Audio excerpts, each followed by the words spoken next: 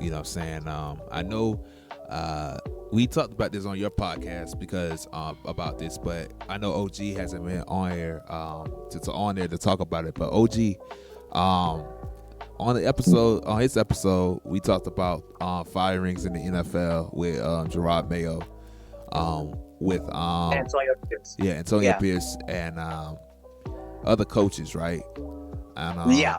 So from your perspective, how do you feel about the firings going on? Like, and I'll say it on my podcast too. You already know. You already know how I feel because we already talked about it, man. I mean, it's just the typical way black coaches get treated in the NFL anyway. So it's like, Antonio Pierce wasn't really their guy anyway because he was the interim head coach. I don't know whoever Mark Davis Jr. had in mind to fill in the spot, but the players kind of wanted him more than anything. I still don't believe that little phony behind article talking about that Tom Brady felt like he didn't want Antonio Pierce. I feel like that was just some BS that they just put up there. But same thing with Gerard Mayo too. I remember I told you the same thing. Okay, talked to my dad about this too. I said, all right, Gerard Mayo is gone. You bring in Mike Vrabel. They win one more game, right? Right. So they win one more game, so a total of 5. So my thing is, okay, so what's the justification now for Mike Vrabel to be here and not keep Gerard Mayo? Because I'm pretty sure if he had the second year, he would have won more than 5 games. That's what I'm saying. That's what I was saying. That's what should have kept the 3 years at least. Yeah. But it's typical.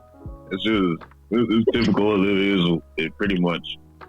It's typical. It's going to be the way how things the NFL are going to be, just because you see who's the majority that owns the team, and then the only saving grace I like out of this that Aaron Glenn basically told the Patriots to piss off when he just pretty much just said, look, they tried to interview him for to meet the requirement for the Rooney Rule. He told them no, good, we'll find somebody else. So that's what I appreciate.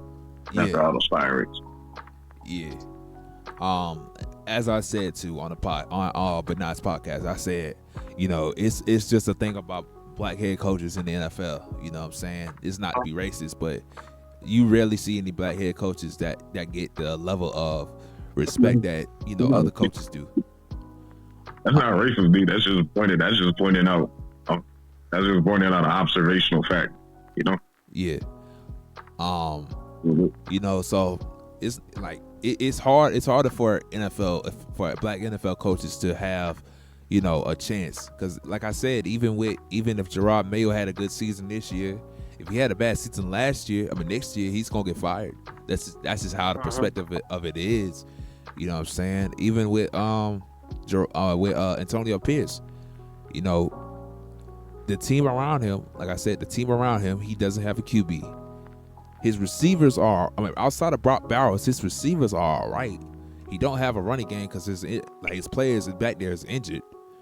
You know what I'm saying? Yeah. So it's like it's very difficult for someone like him to succeed compared to when you go into somewhere like freaking Kansas City where you got everybody. You know what I'm saying? Mm-hmm.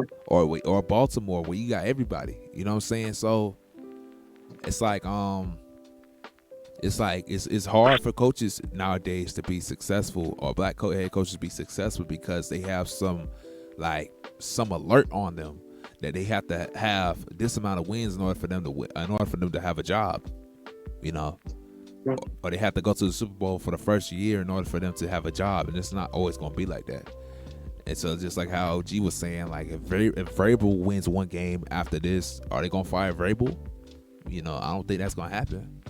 But or any head coach they get, you know what I'm saying, whether that's some random guy like Eberflus, Yes. Which I don't think Eberflus. I'm gonna be real with you. I don't think Eberflus should deserve another job in the NFL. That's just cut clear. But yeah, it's like that's just how it's gonna go. You can't change the perspective of how the NFL is. And just because it's the Rooney Rule, or just because the Rooney Rule is in effect, some of these black head coaches know what's up, man. You know what I'm saying? So, yeah. Because like this also reminds me about the Eric Bieniemy situation. That one time when Eric Bieniemy was interviewed about Washington that one time, and I'm not saying that like that Dan Quinn didn't deserve the job, but all I'm saying is that like when Eric Bieniemy was interviewed for the head coaching job for Washington, I was thinking, okay, he's finally gonna get his chance. Nope, Dan Quinn. And then when it came to when that one black interim head coach that my Panthers had, what's his name? He was a defensive coordinator for the 49ers that one time. Was it Steve Wilkes? He will. Yeah, Steve Wilkes. Yeah, Steve Wilkes. That was my boy. That was my guy. I wanted him. I wanted him to be the head coach of my Panthers. All right, because he, in a way, in my opinion, he gave off nice but strong Antonio Pierce vibes to me, to where like it was like, okay, he cares about the team. He wants the team to do good. He wants to make history. He wants the team to go to the Super Bowl. He wants good for the team. And what happens? We get this is way before Dave Canales, but instead of hiring him as the full-term head coach, we get Frank Wright. It was Frank Wright. It was okay. So it was Ron Rivera. Then he gets fired. Matt Rule comes in. He stays there for about maybe 3 or 4 years. I think 3 years or so. He gets fired. Inner head coach. He does good. We almost went into the playoffs if we did lose that game against the Falcons. I remember that so vividly. But Yeah. I remember that so vividly. But we lost that game to where we were so close to even possibly be in the playoffs that we lost that game. He gets interviewed. I'm hoping he gets the job. He doesn't get the job. We get Frank Wright, which I didn't really have much of a problem with that, but I wanted him to get the job because I wanted my guy to get a dub. I wanted to see him become a head coach because, like, apparently, from what I've heard, he did do good in Arizona, and I don't know the situation with that. That was only around the time when Arizona had that whole what's that guy's name? That Josh Rosen and Kyler Murray situation or whatever like that. Where, yeah, it was that situation. That's all I remember. Was he was a coach for Arizona for that 1 year. He gets fired. He then gets the defensive coordinator job with the Panthers. Then, because of interim head coach, get interviewed, and then instead of picking him, which I believe would have been a right choice to where we could have possibly been in the playoffs now, but no, we get this. And now I'm just hoping that we keep Dave Canales because, like, sure, he's not black, but he's still a person of color, in my opinion, to where he's doing his thing. All right, he's doing his thing. Yeah. OG, what you was gonna say? Nothing. Oh. Well, I was gonna say, see, Bieniemy, for what they said about him, they say he's kind of hard to work with. You know, so so it's gonna be, so if you wanted that, then hell, I don't know if that would benefit in a way.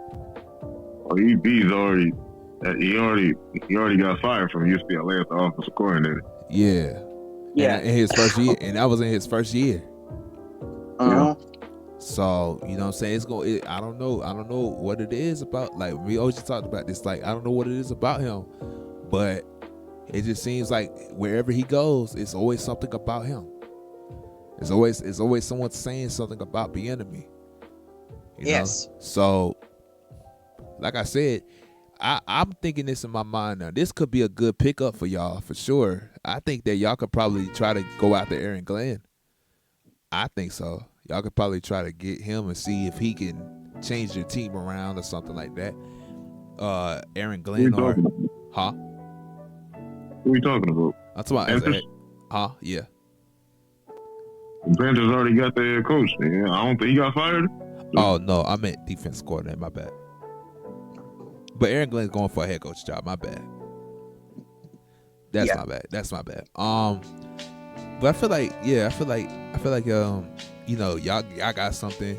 I never thought Bryce Young was bad at all. I don't know why cats were just like talking bad about him, saying like he was a bust and all that. And then when he revitalized his career, now everybody is like praising him and acting like they haven't talked bad about him, which I don't like. But yeah, man. What else?